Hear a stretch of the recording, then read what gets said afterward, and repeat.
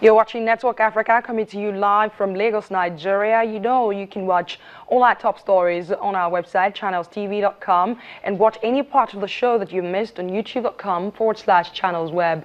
Would like you to visit m.channelstv.com on your mobile device, especially for our viewers outside of West Africa. Just log on to m.channelstv.com and you can watch us on your mobile device from wherever you wish in the world. You can also download the Channels TV app for Android, iOS and Windows phones from their respective stores. Well, the hopes of a united front by Uganda's opposition parties against the long-serving President Museveni appears to have been dashed as the two major rivals in the upcoming elections seek separate candidacy. Amama Mbabazi and Kizza Besigye, who many political analysts believe their coming together could tighten the race for President Museveni, will now run under different parties. Opposition leaders had initially planned to challenge Museveni as a coalition, but were unable to unite behind a single candidate. Amama Mbabazi, a former prime minister who originally stood against Museveni as a candidate for the nomination of Uganda's ruling National Resistance Movement, NRM, had his candidacy on an independent ticket, while Besigye has been nominated by Uganda's largest opposition party, Forum for Democratic Change. Now, for more on this interesting twist on the upcoming elections in Uganda, I am now being joined by Joshua Poro from Uganda. Well, Josh, thank you so much for making our time to speak to us on Network Africa. You know, for many who want an end to President Museveni's 3-decade-long reign via an electoral process, this appears to be hope's dash for them, isn't it? Well, first of all, I think it's quite impossible to win the election through an electoral process because the Electoral Commission is appointed by the incumbent, who is President Museveni. So if he appoints the Electoral Commission, that means if you want to keep your job, then you have to do as he pleases. Kizza Besigye, who is the leader of opposition, has greatly and always opposed the Electoral Commission. Yesterday, when he was being nominated by the Electoral Commission, he clearly said, and I'm quoting him, I feel surprised that I am standing in front of an electoral commission that I clearly despise because of the kind of work they do and the doctrine in which they believe. We cannot be able to win an election with an electoral commission that belongs to President Museveni. So I think it's near impossible to win an election when the electoral commission is still appointed by the president, since the people would still need their jobs. So it's basically impossible. I do not see a possibility there. I know democracy comes with a lot of sacrifice, but let me quickly ask you, what does the ruling party have going for them? And what is Museveni's most attractive manifesto at this time? What is it telling the people? Well, the ruling party has been in power for 36 years, since 1986 on February 22nd, when the NRA, or the National Resistance Army, took over power.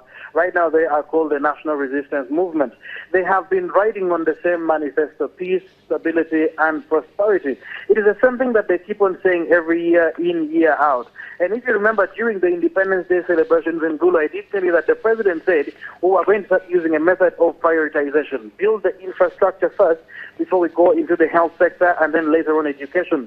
It is the same thing that he did mention during the National Delegates Conference for the National Resistance Movement, which is the ruling government. Prioritization. The same statement he repeated yesterday when he was addressing the press and, of course, delivering his address to the nation. But tomorrow, he will be launching his manifesto to the entire nation, and that is what we shall get to see, whether there is anything new. But for all I know, it is the same manifesto: peace, prosperity for all, and stability is what he's talking about. And then he keeps on saying, we have built this road. We have built this road. We have built the other road. They have been building this road for over 30 years. So there is nothing new that President Museveni and his entire team of the National Resistance Movement are bringing to Ugandans. Let me ask you quickly, because I see right there Kizza Besigye and his supporters were waving at them. Will he, or is he equal to the task? I mean, he's popular in Uganda. Is he able to challenge President Museveni in the upcoming elections? Note, he's no longer teaming up with Mbabazi. And a lot of people believe that teaming together could actually give Museveni a run for his money. But now they're ripping apart. What do you think? Josh, let me just make it clear for you. Besigye has stood against President Museveni 3 times and he has failed. So Besigye coming together, you know, there are staunch supporters, very strong supporters of Besigye who will not vote for Mbabazi.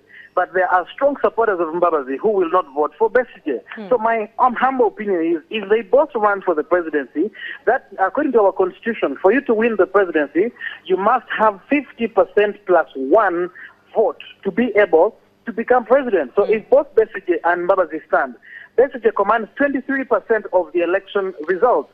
I mean, Mbabazi commands 23% of the election results. Besigye commands 32% of the election results.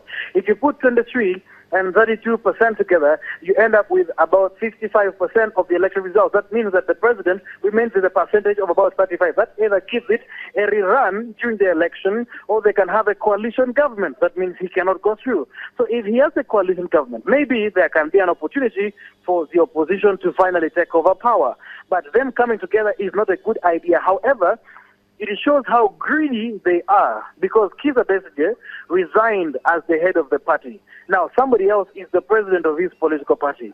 But instead of leaving the gentleman, General Mukesha Muntu, to run as president, he comes back to the party and contests again as the party's flag bearer.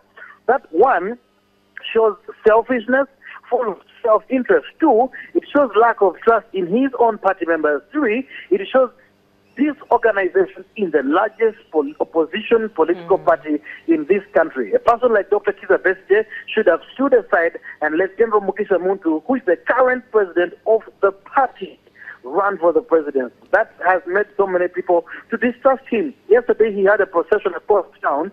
He was covering a distance of 10 kilometers, but it took him 4 hours to cover the distance of 10 kilometers because there were millions of people on the streets following him. There were millions of people, and I assure you, it was massive. It was more than Amama Mbabazi's crowd yesterday, but one. It almost equaled the crowd of President Museveni as well. So it was really a very, very big procession. Joshua Poro, I know how passionate you are about the politics of your country. We can only wait and see. Museveni can only be replaced by an electoral process, and that's up to Ugandans to decide. We'll keep an eye on the politics of your country. Thank you so much for speaking to us on Network Africa. All right, thank you so much. Moving on now, United Nations experts say both sides in South Sudan's conflict are stockpiling weapons despite a peace deal signed in August in a report for the Security Council. Well, they also say that President Salva Kiir's move to create more states could undermine the deal. But the Security Council has decided not to impose a threatened arms embargo. Several peace efforts have failed, but it was thought that August's regional back deal that created a power-sharing government would finally work. Tens of thousands of people have died since the civil war started in December. Still to come on Network Africa. Anti-Boko Haram Regional Task Force to begin raids on the militants' hideouts at the end of the rainy season.